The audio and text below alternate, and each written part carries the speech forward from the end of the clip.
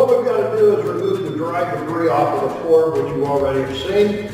And what I'm going to do is instead of using a dry mop, I'm going to use a wet pad. And so I'm just sticking it into the rinse water, and I'm going to rinse out my mop pad.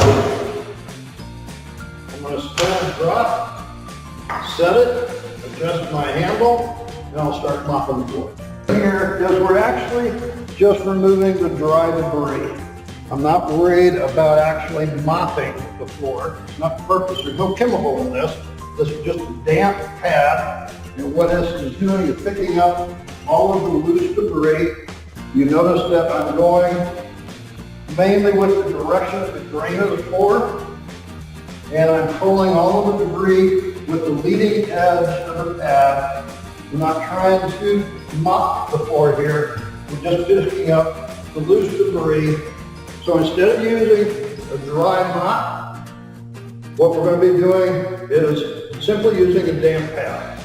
You're seeing it's going to dry fairly quick. There's no chemical in this. This is a damp pad. So this is what we have prescribed to do for all